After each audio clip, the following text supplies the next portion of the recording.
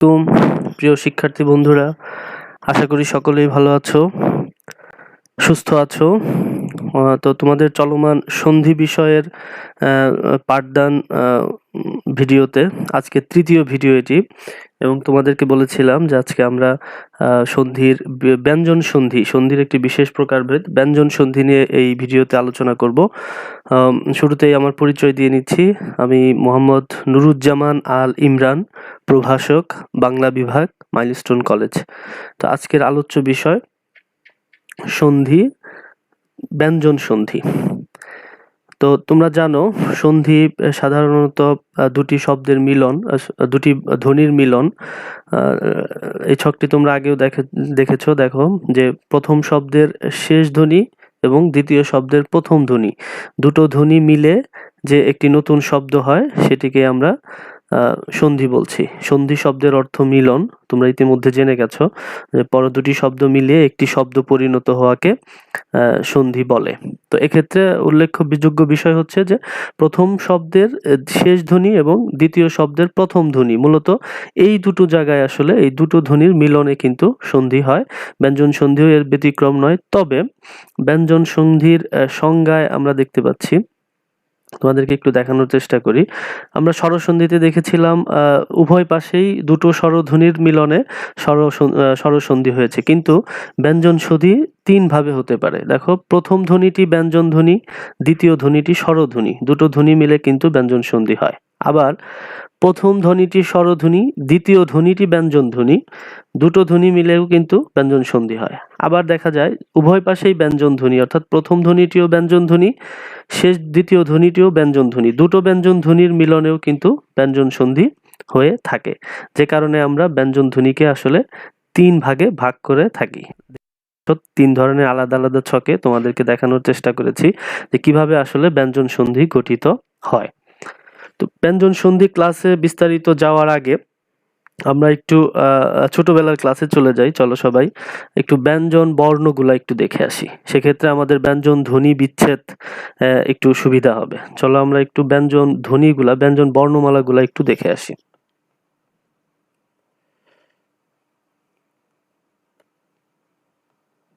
এখানে দেখতে পাচ্ছ ব্যঞ্জন ধ্বনিগুলো, ব্যঞ্জন বর্ণগুলা দেয়া আছে। উল্লেখযোগ্য, তোমরা জানো সবাই যে ক থেকে ম পর্যন্ত এখানে টোটাল 25টি ধ্বনি আছে, 25টি ব্যঞ্জন বর্ণ আছে ক থেকে ম পর্যন্ত। এই 25টি বর্ণকে একসাথে বলা হয় বর্গীয় বর্ণ। এদের আরেকটি নাম হলো, এই 25টি বর্ণের আরেকটি নাম হলো স্পর্শ বর্ণ বলা হয় এদেরকে। কেন বর্গীয় বর্ণ, কেন স্পর্শ বর্ণ বলা হয়, এগুলো তোমরা ইতিমধ্যে বিভিন্ন ক্লাসে জেনেছো, ধ্বনিতত্ত্বের আলোচনায় তোমরা জেনেছো। সেই আলোচনায় আজকে যাব না। শুধু মনে রাখবে যে এই 25টি বর্ণকে একত্রে বর্গীয় বর্ণ বা স্পর্শ বর্ণ বলা হয়। সেক্ষেত্রে এদের আবার 25টি বর্গীয় বর্ণ আলাদা 5টি ভাগে বিভক্ত। প্রথম 5টি ব্যঞ্জন বর্ণকে ক বর্গীয় ধ্বনি বলা হয়। ক বর্গীয় ধ্বনি, এই 5টি বর্ণমালাকে একত্রে ক বর্গীয়। তারপরের যে 5টি বর্ণমালা আছে এই 5টি বর্ণকে একত্রে চ বর্গীয় ধ্বনি বলা হয়। তারপরে এগুলাকে ট বর্গীয়, যেহেতু প্রথম ধ্বনিটি ট, সুতরাং এই লাইনের সবগুলো বর্ণকে একসাথে ট বর্গীয় ধ্বনি বলা হয়। তারপরে ত বর্গীয় ধ্বনি, এই লাইনের সবগুলোকে প বর্গীয় ধ্বনি বলা হয়। এগুলো তোমরা আগেই জেনেছো, তারপরেও একটু ঝালিয়ে নিলাম। আবার তোমরা জানো এই প্রত্যেকটি বর্গের শেষ 5টি ধ্বনি, অর্থাৎ ও থেকে ম পর্যন্ত, এই 5টি বর্ণকে নাসিক্য বর্ণ বলা হয়। এবং ক বর্গের নাসিক্য বর্ণ ও, চ বর্গের নাসিক্য বর্গ ইয়, ট বর্গের নাসিক্য বর্ণ মূর্ধন্য ন, ত বর্গের নাসিক্য বর্ণ দন্ত ন, প বর্গের নাসিক্য বর্ণ ম। এগুলো তোমাদের একটু মাথায় রাখতে হবে। আরেকটি বিষয়, এই 5টি হচ্ছে প্রথম লাইন, ক চ ট ত প। দ্বিতীয় লাইন কোনটি হবে? খ ছ ঠ থ ফ।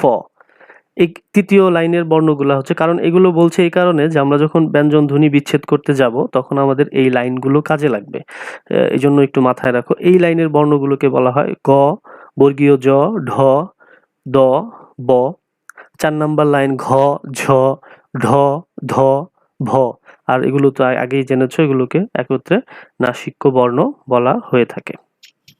তো মোটামুটি একটা ধারণা চলে আসছে। তারপরে দেখো এগুলো স্বরবর্ণ, তোমরা সবাই জানো অ থেকে ও পর্যন্ত। তো এখন চলো আমরা ব্যঞ্জন ধ্বনির বিস্তারিত আলোচনায় আবার।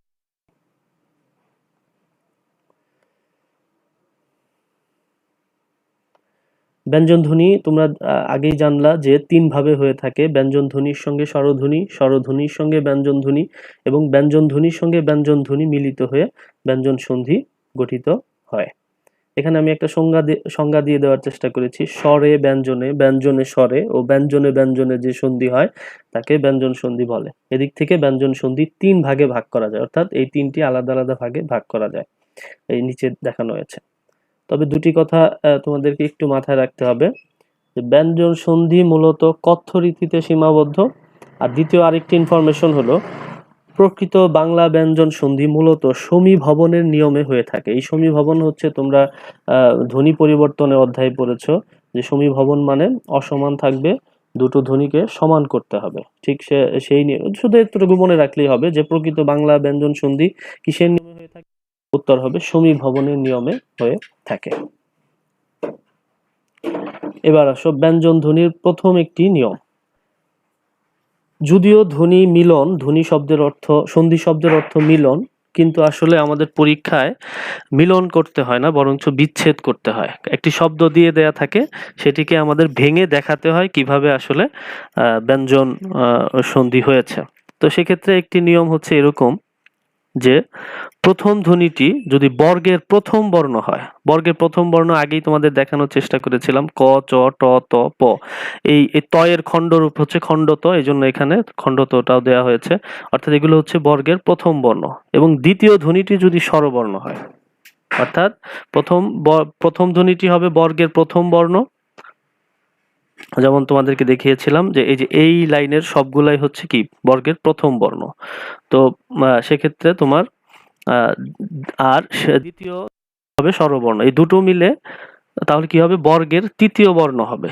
তৃতীয় বর্ণ কোনগুলা? গ, বর্গীয় জ, ঢ, ডয় শূন্য র, ডয় শূন্য র, ঢ একই জাতের বর্ণ, এই জন্য এখানে এসছে দ এবং ব, এই 3টি বর্ণ হবে। তোমরা যারা বুঝতে পারোনি তাদের উদাহরণগুলো একটু দেখো। যেমন ধরো দিগন্ত একটি শব্দ। তো দিগন্ত শব্দটি যদি আমাদের বিচ্ছেদ করতে হয়, দেখো এখানে তোমার কি এসছে, প্রথমে দিক যোগ অন্ত, প্রথম ধ্বনিটি আসছে বর্গের প্রথম সিরিয়ালের বর্ণ ক, এবং শেষে একটি স্বরবর্ণ আছে। তো এখানে নিয়ম অনুযায়ী যে প্রথমে যদি প্রথম বর্গের প্রথম বর্ণ হয় এবং পরে যদি স্বরধ্বনি হয়, তাহলে উভয় মিলে বর্গের তৃতীয় ধ্বনি হবে। সুতরাং এখানে ক এর জায়গায় কিন্তু গ হয়ে গেছে, অর্থাৎ বাকি সব ঠিক আছে কিন্তু ক এর জায়গায় গ হয়ে গেছে। ঠিক তেমনি এই নিয়মগুলোও ঠিক একইভাবে এসছে। তো এগুলো ছিল হচ্ছে বইয়ের নিয়ম। তো তোমাদের মনে রাখার সুবিধার্থে যেভাবে আসলে পরীক্ষায় আসে, সেক্ষেত্রে আমি একটু অন্য দেখো, তোমরা আসলে আগে শব্দটা দেখবা। শব্দটা দেখে যদি দেখতে পাও, যেহেতু আমাদের বিচ্ছেদ করতে হবে, তো শব্দটার মাঝখানে যদি বর্গের তৃতীয় বর্ণগুলা থাকে, বর্গের তৃতীয় বর্ণ কিন্তু তোমরা চেনো, এই যে এই গ, বর্গীয় জ, ঢ, দ, ব, এই তৃতীয় বর্ণের কোনোটা যদি থাকে, তাহলে তোমার কি করবা যে এর পরিবর্তে বর্গের প্রথম বর্ণ বসিয়ে দিবা। অর্থাৎ বিচ্ছেদ করার সময় বর্গের যদি শব্দের মাঝখানে, এই যে খেয়াল করো, বর্গের তৃতীয় বর্ণটি থাকে, তাহলে বিচ্ছেদ করার সময় তৃতীয় বর্ণের পরিবর্তে বর্গের প্রথম বর্ণটি হবে। তাহলে কিন্তু তোমাদের বিচ্ছেদ খুব সহজেই হয়ে যাবে। কিরকম দেখো, বাগদান, দেখতে পাচ্ছ এখানে বর্গের তৃতীয় বর্ণটি কিন্তু আছে।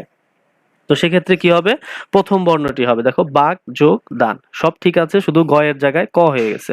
তেমনি দেখো নিজন্ত বর্গীয় জ, এটা কিন্তু বর্গের তৃতীয় বর্ণ। তো তৃতীয় বর্ণ থাকলে প্রথম বর্ণ হবে, তো প্রথম বর্ণটি কি আছে, চ, দেখো বর্গীয় জ এর পরিবর্তে চ হয়ে গেছে। তেমনি দেখো ডয় শূন্য র, এটাও তোমাদেরকে বলেছিলাম যে এটাও বর্গের তৃতীয় বর্ণ, ঢয়ের পরিবর্তে ঢয় শূন্য র হয়েছে। তো কি হবে, প্রথম বর্ণটা হয়ে যাবে। তো ওই বর্গের প্রথম বর্ণ কি আছে, ট। বিচ্ছেদের সময় শর্ট যোগ আনা। ঠিক তেমনি দেখো এখানে দ আছে, দ কিন্তু বর্গের তৃতীয় বর্ণ, এবং তৃতীয় বর্ণের পরিবর্তে প্রথম বর্ণ, অর্থাৎ খণ্ডত ব্যবহার হয়েছে। খণ্ডত কিন্তু ত এরই একটি রূপ। তেমনি দেখো এখানে ব আছে, ব বর্গের তৃতীয় বর্ণ, তৃতীয় বর্ণের পরিবর্তে প্রথম বর্ণটি হয়েছে প, প ফ ব, অর্থাৎ প হচ্ছে বর্গের প্রথম বর্ণ। তো এটা ছিল একটি নিয়ম। পরবর্তীতে দেখো আমরা আরেকটি নিয়মে চলে যাচ্ছি।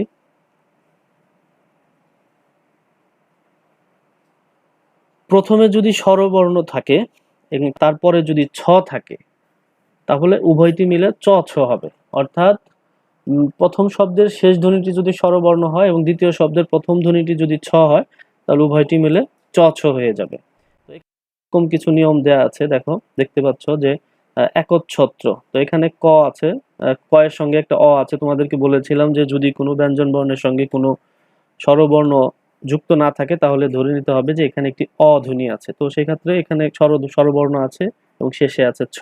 আগেই বলেছি যে স্বরবর্ণ এবং ছ দুটো মিলে চয় ছ হয়, তাই হয়েছে একচ্ছত্র। ঠিক তেমনি দেখো কথার ছলে প্রথমে আছে আ এবং পরে আছে ছ, তো দুটো মিলে চ ছ হয়ে গেছে। প্রথমে আছে রস্বইকার, পরে আছে ছ, দুটো মিলে চ ছ হয়ে গেছে। এরকম আরো অনেকগুলো আছে। তো এগুলো আমি একটু দ্রুত দেখাচ্ছি এই কারণে যে আমি সবশেষে সবগুলার একটা সহজ নিয়ম তোমাদেরকে দিয়ে দিব, যাতে করে তোমরা সহজেই সন্ধি বিচ্ছেদ করতে পারো। তেমনি দেখো এখানেও একটি নিয়ম যে প্রথম ধ্বনিটি যদি ত অথবা দ হয় এবং দ্বিতীয় ধ্বনিটি যদি চ অথবা ছ হয় তাহলে উভয়টি মিলে তোমার চ চ বা চয় ছ হবে। এটা কখন হবে কখন চয় ছয় হবে তখন একটু চিন্তা করতে হবে যে ওই শব্দটা বাংলা ভাষায় ব্যবহৃত হয় কিনা, তাহলে সেখানে চয় চয় দিয়ে বা চয় ছ দিয়ে তোমাদেরকে শব্দটা লিখতে হবে। যেমন ধরো দেখো সৎ চিন্তা, প্রথমে কি আছে ত, পরে আছে চ, তো ত আর চ মিলে চয় চ হয়, তো এখানে চয় চ হয়েছে। তো তোমরা হয়তো বলতে পারো যে এখানে আমরা চয় ছ কেন দিলাম না, চ ছ কেন দিলাম না। দেখো সৎ চিন্তা এরকম কোনো শব্দ কিন্তু বাংলা ভাষায় নেই, সৎ চিন্তা কিন্তু আছে। ঠিক তেমনি এখানেও দেখো বিপদ যুগ চয়, শেষে দ আছে, এখানে চ আছে, দ এবং চ মিলে কি হয় চয় ছ হয়, চয় চ হয়, তো এখানে বিপদচয় হয়েছে। ঠিক এমনি ভাবে কিছু দেয়া আছে, এগুলো তোমরা ভেঙে অবশ্যই অনুশীলন করবে। আরেকটি নিয়ম দেখো, ত দ এরপরে যদি বর্গীয় জ ঝ থাকে তাহলে উভয়টি মিলে হয় জ জ হবে অথবা জয় ঝ হবে। কিরকম দেখো, প্রথমে আছে ত, তারপরে আছে বর্গীয় জ, দুটো মিলে হয় জয় জয় হবে অথবা ঝ হবে। যেমন ধরো এখানে কি হয়েছে সজ্জন। ঠিক তেমনি দেখো বিপদ জাল, এখানে দ এখানে বর্গীয় জ, দুটো মিলে জ জ হয়েছে। এখানে তোমার কি আছে ত আছে, এখানে আছে ঝ, ত এবং ঝ মিলে জয় ঝ হয়েছে। এরকম নিয়ম এগুলো কিন্তু একই নিয়মে ভাঙা যাবে। তেমনি দেখো আরো একটি নিয়ম হচ্ছে তবর্গীয় বর্ণ। তবর্গীয় বর্ণ তোমাদেরকে আগেই দেখিয়েছিলাম, ত থ দ ধ দন্ত ন, এই পাঁচটাকে তবর্গীয় বর্ণ বলা হয়। তো এই তবর্গীয় বর্ণের পরে প্রথম ধ্বনিটি যদি তবর্গীয় হয় তারপরে যদি তালব্যস্য হয় তাহলে উভয়টিও মিলে কিন্তু চ ছ হয়ে থাকে। দেখো এখানে প্রথমে ত আছে, তারপরে তালব্যস্য আছে, দুটো মিলে কিন্তু চয় ছ হয়ে গেছে উচ্ছ্বাস। হ্যাঁ, তেমনি চলচ্চক্তি উচ্ছৃঙ্খল ইত্যাদি। এরপরে দেখো ত দ থাকবে প্রথম ধ্বনিতে এবং দ্বিতীয় ধ্বনিতে হ থাকবে। যদি এরকম কোথাও পাও তাহলে উভয়টি মিলে কি হবে দয় ধয় হবে। কিরকম দেখো একটা উদাহরণ লক্ষ্য করো, উদ্ধার, প্রথমে কি আছে ত, পরে আছে হ, দুটো মিলে কি হয়েছে দয় ধ, উদ্ধার। ত এবং হ মিলে দ ধ হবে। ঠিক তেমনি পদ্ধতি, প্রথমে আছে দ, তারপরে আছে হ, পদ্ধতি, দুটো মিলে দ ধ হয়ে গেছে। এর পরিবর্তিতে আমরা দেখি প্রথমে আছে ত দ, তারপরে যদি ল হয় তাহলে উভয়টি মিলে লয় লয় হয়ে যাবে। কিরকম, যে দেখো প্রথমে ত আছে, তারপরে একটি ল আছে, ত এবং ল উভয়টি মিলে লয় লয় হয়ে যাবে। দেখো এখানে উল্লাস হয়েছে। ঠিক তেমনি উল্লেখ, উল্লেখিত, উল্লেখ্য এগুলোও কিন্তু এই নিয়ম দ্বারা ভাঙা যাবে। তবে এতক্ষণ পর্যন্ত যে নিয়মগুলো দেখলাম হয়তো অনেকেরই বুঝতে অসুবিধা হয়েছে বা বিষয়গুলো অনেক ঝামেলার মনে হয়েছে। তো তাদের জন্য দেখো আমি খুব সহজে বিষয়টা চিন্তা করে তোমাদের জন্য একটা ছকের মতো ব্যবস্থা করেছি। তোমরা যারা এখনো বিষয়গুলো ক্লিয়ার ভাবে বুঝতে পারো নাই, তোমরা এখান থেকেই পুরোপুরি ক্লিয়ার হবে বলে আমি আশা করছি। আচ্ছা, যেহেতু আমাদেরকে বিচ্ছেদ করতে হবে সেহেতু আমরা একটু দেখে নেই, শব্দের মাঝখানে যদি চয় চ থাকে, এরকম চ চ থাকে, তাহলে সেটাকে ভাঙার জন্য আমাদেরকে কি করতে হবে, একটা চ ঠিক থাকবে, এই দুটো চর একটা চ ঠিক থাকবে, আরেকটা চয়ের পরিবর্তে ত অথবা দ বসায় দিব, তাহলেই কিন্তু আমাদের সন্ধি বিচ্ছেদ হয়ে যাবে। যেরকম কিরকম সৎচিন্তা, এখানে দেখো চটা কিন্তু প্রথম চটা ঠিক আছে, আরেকটা চয়ের পরিবর্তে ত বসছে, খণ্ড ত, আগেই বলেছি ত এরই সংক্ষিপ্ত রূপ। তারপর আরেকটা দেখো, আমরা যদি চ ছ দেখি, চ ছ উপরে কিন্তু এই নিয়মে তোমরা ভাঙতে পারবে, যে চ ছ দেখি তাহলে প্রথম ছটা ঠিক থাকবে, পরের চ এর পরিবর্তে একটা ত অথবা দ বসায় দিব। ত অর্থাৎ চ ছ থাকলেই প্রথম ছটা ঠিক ঠিক থাকবে এবং পরের চ এর পরিবর্তে ত অথবা দ বসিয়ে দিলেই কিন্তু আমাদের সন্ধি বিচ্ছেদ হয়ে যাবে। যেমন এরকম। তারপরে দেখো তোমার সজ্জন দেখতে পাচ্ছ, এখানেও একটি নিয়ম, যদি তোমরা জয় জয় দেখো তাহলে প্রথম বর্গীয় জটা ঠিক থাকবে, এটা আগের নিয়মের মতোই, কিন্তু পরের বর্গীয় জয়ের পরিবর্তে ত অথবা দ বসাই দিবা, তাহলে কিন্তু তোমাদের সন্ধি বিচ্ছেদ হয়ে যাবে। কিরকম সেটা দেখো, এই যে সজ্জন, এখানে দুইটি জয় জয় আছে, তাহলে একটি জ আমরা অপরিবর্তিত রেখেছি এবং আরেকটি জয়ের পরিবর্তে কিন্তু ত বসিয়ে দিয়েছি, আমাদের কিন্তু সন্ধি বিচ্ছেদ হয়ে গেছে। এরপরে দেখো একই রকম ভাবে যখন ডয় ডয় থাকবে তখন একটি ড ঠিক থাকবে, প্রথম ডটি ঠিক থাকবে, পরের ডয়ের পরিবর্তে তোমার ত অথবা দ বসে যাবে। দেখো এখানেও ঠিক থাকে, উড্ডিন এই শব্দটা সন্ধি বিচ্ছেদ করার সময় প্রথম ড ঠিক আছে, যা আছে তাই, কিন্তু পরের ড এর পরিবর্তে ত হয়ে গেছে। ঠিক তেমনি ভাবে লয় ল, এখানেও ঠিক আগের মতোই তোমাদের প্রথম লটি ঠিক থাকবে, পরের লয়ের পরিবর্তে কিন্তু একটি অতিরিক্ত ত অথবা দ বসবে। যেমন উল্লাস, এখানেও ঠিক তাই হচ্ছে, প্রথম ল আকার ঠিক আছে আর পরের লয়ের পরিবর্তে একটা ত বসেছে। এই ক্ষেত্রে একটু ব্যতিক্রম, তোমরা যদি কখনো দ ধ দেখতে পাও তাহলে দ ধ এর পরিবর্তে প্রথমে একটি হ বসিয়ে নিতে হবে। প্রথমেই আগেই বলে নিচ্ছি, এটা আগের গুলার থেকে একটু ব্যতিক্রম, প্রথমে একটি হ বসিয়ে নিতে হবে এবং হ এর পরিবর্তে হ বসে এবং দ্বিতীয়টিতে তোমার এই ধ এর পরিবর্তে আসলে হটি বসবে এবং দ এর পরিবর্তে ত অথবা দ যে কোনো একটি বসবে। যেমন ধরো পদ্ধতি, এখানে দয় ধ দেখতে পাচ্ছ, তাহলে ধ এর পরিবর্তে আমরা হ বসালাম এবং দ এর পরিবর্তে এখানে দই থেকে গেছে। তো এই নিয়মটা ফলো করলে তোমরা উপরের যে অনেকগুলা উদাহরণ তোমাদেরকে দিয়েছিলাম, এখানে এগুলো কিন্তু তোমরা খুব সহজেই সন্ধি বিচ্ছেদ করতে পারবে। আশা করি তোমরা এই বিষয়টা খুব সহজেই বুঝে গেছো। এরপর পরে চলো আমরা একটু দেখি আরেকটা নিয়ম, খুবই গুরুত্বপূর্ণ নিয়মটি। এক্ষেত্রেও আসলে বইয়ে, তোমাদের বইয়ের পাতা আমি দেখানোর চেষ্টা করছি। দেখো তোমাদের ব্যঞ্জন এই যে অধ্যায়টা এখানে দেয়া আছে, এখানে আসলে অনেকভাবে আলোচনা করা আছে, যেগুলো আসলে বুঝতে গেলে অনেক সময় সমস্যা হতে পারে, যে কারণে তোমাদের বোঝার একটু সহজ করার জন্য আসলে আমি বিভিন্নভাবে আলোচনা করেছি। এতে করে তোমরা যদি একটু নিয়মগুলো দেখো তাহলে তোমাদের সন্ধি বিচ্ছেদ খুব সহজ হয়ে যাবে আমি মনে করছি। এরপরে দেখো একটি নিয়মগুলো আমি বইয়ের মতো করে বিস্তারিত বর্ণনা করে দিয়েছি, কিন্তু তারপরেও আমি আমার মতো করে তোমাদেরকে একটু বোঝানোর চেষ্টা করছি। সেটি হচ্ছে যে তোমরা যদি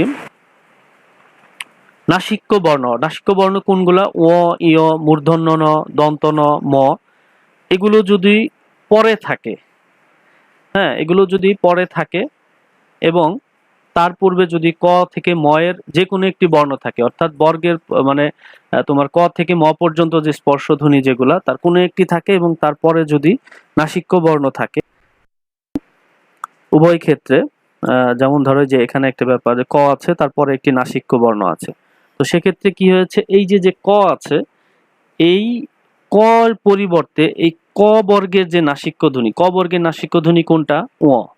ক বর্গের নাসিক্য ধ্বনি হচ্ছে ও। দেখো এখানে কিন্তু তোমাদেরকে দেখিয়েছি আমি, এই যে ক বর্গের নাসিক্য ধ্বনি হচ্ছে ও।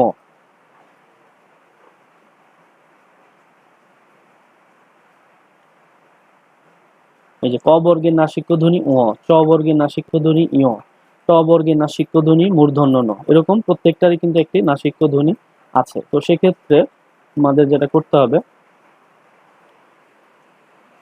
যে এখানেও তাই করতে হবে, যে দেখো প্রথমে একটি বর্গের যে কোনো একটি বর্ণ থাকবে এবং তারপরেও যদি কোনো নাসিক্য বর্ণ থাকে তাহলে সেই বর্ণটির পরিবর্তে ওই বর্গের যে নাসিক্য ধ্বনিটি আছে সেটি হয়ে যাবে। যেমন ক এর পরিবর্তে এখানে ও হয়েছে, ঠিক তেমনি এখানে ত এর পরিবর্তে দন্ত ন হয়েছে, ঠিক আছে।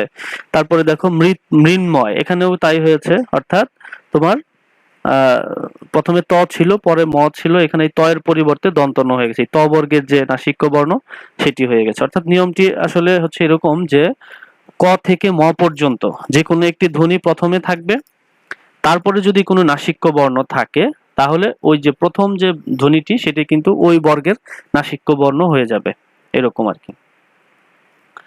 আরেকটি নিয়ম দেখো,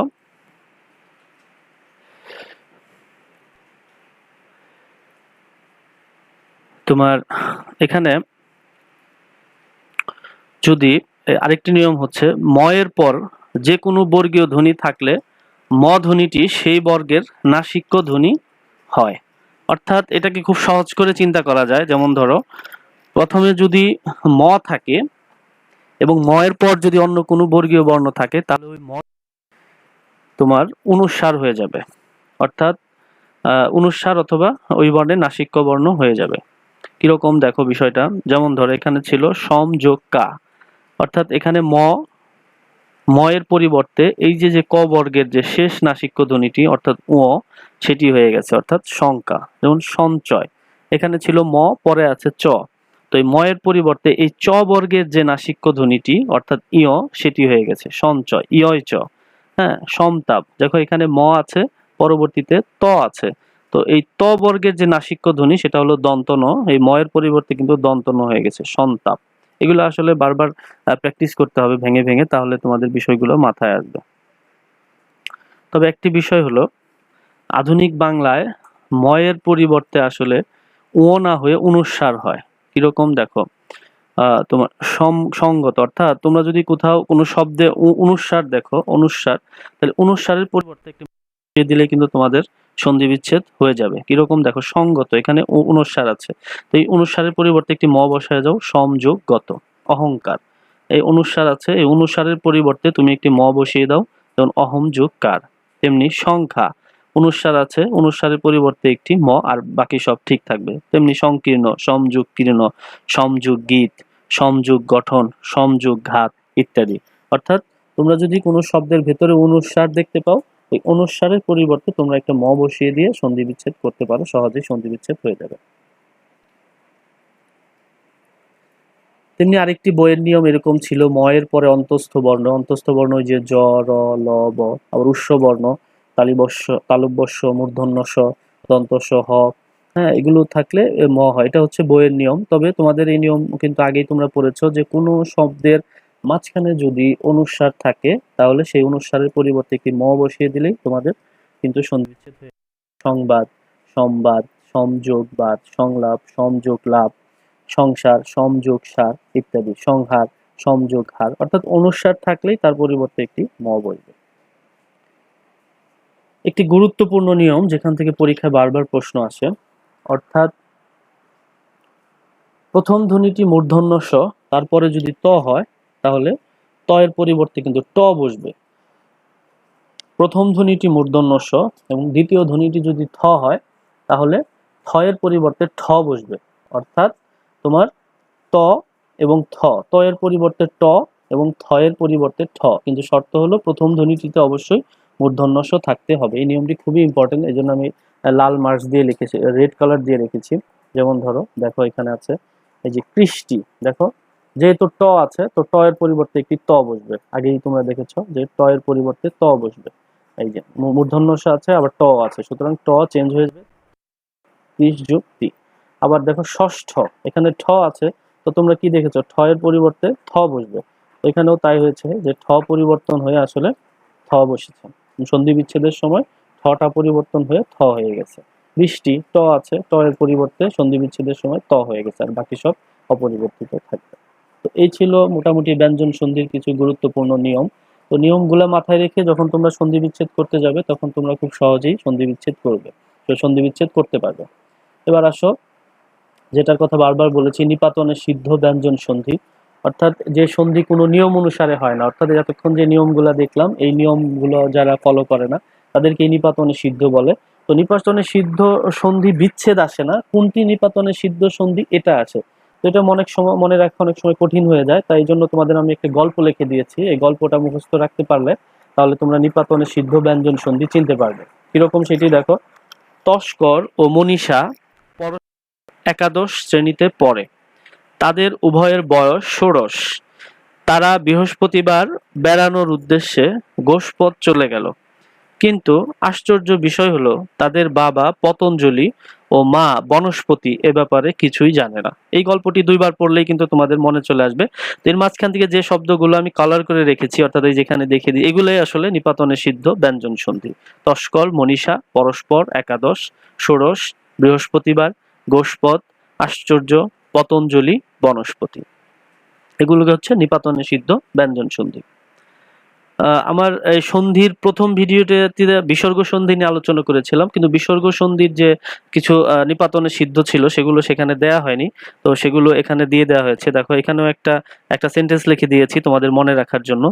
ভাস্কর একজন ব্যক্তির নাম, ধরো যে ভাস্কর অহর্নিশ মানে প্রতিদিন, অহরহ মানে সব সময়, বাচস্পতি এক ধরনের চালের নাম, যেমন বাসমতি আছে, তো বাচস্পতিও একটা চাল খায়, কথাটা মনে রাখবা। ভাস্কর অহর্নিশ, অহরহ, বাচস্পতি চাল খায়।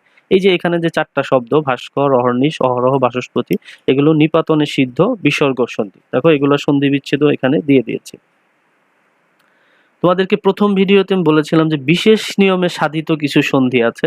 এই সন্ধিগুলো নিয়েও মাঝে মাঝে প্রশ্ন আসে যে নিচের কোনটি বিশেষ নিয়মে সাধিত সন্ধি। তো সেক্ষেত্রেও আমি একটা ছোটখাটো লাইন লিখে দিয়েছি তোমাদের মনে রাখার জন্য। যেমন ধরো, উত্থান সাহেব সংস্কৃত ভাষায় সংস্কার প্রস্তাব পরিষ্কারভাবে সংসদে উত্থাপন করলেন। অর্থাৎ যারা মেম্বার অফ পার্লামেন্ট তারা যেরকম বিল উত্থাপন করেন সংসদে, সেই বিষয়টি এখানে এসছে যে উত্থান সাহেব সংস্কৃত ভাষায় সংস্কার প্রস্তাব পরিষ্কারভাবে সংসদে উত্থাপন করলেন। এখানে উত্থান, সংস্কৃত, সংস্কার, পরিষ্কার, উত্থাপন, এগুলো হচ্ছে তোমাদের জন্য বিশেষ নিয়মে সাধিত সন্ধির উদাহরণ। তো আমরা এই যে আজকে যে আলোচনা করলাম যে বিসর্গ সন্ধি নিয়ে, সরি ব্যঞ্জন সন্ধি নিয়ে, এই ব্যঞ্জন সন্ধির কিছু উদাহরণ তোমাদের জন্য দিয়ে দিয়েছি, যাতে করে তোমাদের প্র্যাকটিস বা অনুশীলন করতে সুবিধা হয়। আমরা একটু দেখার চেষ্টা করি।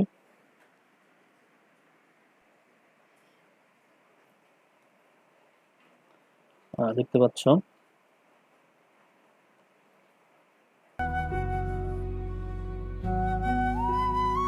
এই যে কোনটি ব্যঞ্জন ধ্বনি ও স্বর ধ্বনির সন্ধি। উচ্চারণ কিন্তু হবে দিগন্ত, কারণ দিক যোগ অন্ত। তারপরে দেখো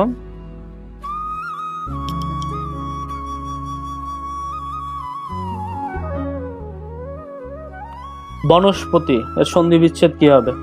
দেখো নিচে দিয়ে দেওয়া হয়েছে।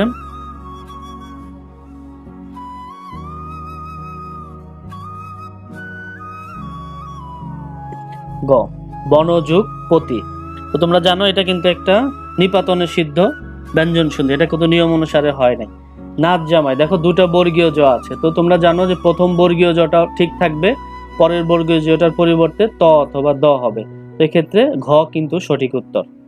তারপরে দেখো ষষ্ঠ, তোমরা জানো ঠ এর পরিবর্তে কি হবে? থ, আর বাকি সব ঠিক থাকবে, তাহলে এখানে কিন্তু ষষ যোগ থ, এটি কিন্তু সঠিক উত্তর। কোনটি বিশেষ নিয়মে সাধিত সন্ধি? ওই যে একটু আগে যে নিয়মটা বলে দিলাম, অর্থাৎ সংস্কার, এটা কিন্তু বিশেষ নিয়মে সাধিত সন্ধি। কোন প্রকারের সন্ধি? বর্ণ সংযোগে, এটা তৎসম সন্ধি। তোমরা জানো যে সন্ধি কোনো নিয়ম মানে না তাকে কি বলে? নিপাতনে সিদ্ধ সন্ধি। রাজ্ঞী এর সন্ধি বিচ্ছেদ। তেমনি প্রকৃত বাংলায় ব্যঞ্জন সন্ধি কোন নিয়মে হয়ে থাকে? এটা ভিডিওর শুরুতেই বলেছিলাম, সমীভবনের নিয়মে হয়ে থাকে। তারপরে দেখো ম, এগুলো সবই করা হয়েছে। তোমরা যদি নিয়মগুলা পড়ে পড়ে এই এমসিকিউ গুলা সলভ করার চেষ্টা করো, তাহলে দেখবা যে খুব সহজেই, যে মনীষা নিপাতনে সিদ্ধ ব্যঞ্জন সন্ধি, সমযোগ দর্শন, এই যে অনুসার হবে জানো, সমযোগ দর্শন, এখানে উত্তর হবে সমদর্শন, সমযোগ দর্শন সমদর্শন। এই সংবাদ অনুসার থাকলে ম হবে, সুতরাং উত্তর হবে ক, সমযোগ বাদ। ঠিক তেমনি দেখো প্রত্যেকটা উদাহরণের উপরে কিন্তু এখানে এমসিকিউ দেয়া আছে, তোমরা উপরের নিয়মগুলো বারবার পড়বে, বারবার পড়ে এইগুলো হচ্ছে সলভ করার চেষ্টা করবে। এই পাশেও আরো অনেকগুলো উদাহরণ দেয়া আছে। তো আশা করি সবাই সন্ধি সম্পর্কে মোটামুটি ধারণা হয়েছে তোমাদের। তো এভাবে, তবে সবশেষ কথা হচ্ছে সন্ধি কিন্তু তোমাদের বারবার অবশ্যই বাসায় প্র্যাকটিস করতে হবে। প্র্যাকটিস না করলে কিন্তু এগুলো তোমাদের মানে খুব একটা ক্লিয়ার হবে না তোমরা। তো এই জন্য নিয়মগুলো পড়ে বইয়ের এবং আমার ভিডিওতে যে এমসিকিউ যে উদাহরণগুলো দেয়া আছে এগুলো অবশ্যই তোমরা বাসায় অনুশীলন করবে এবং সন্ধি ভিডিও 1 থেকে 2, 3 তিনটি ভিডিও পরপর দেখবে যাতে করে তোমাদের সন্ধি সম্পর্কে ধারণাটি স্পষ্ট হয়। তো সবাই আজকে এই পর্যন্তই। সবাই ভালো থাকবে, সুস্থ থাকবে। ধন্যবাদ।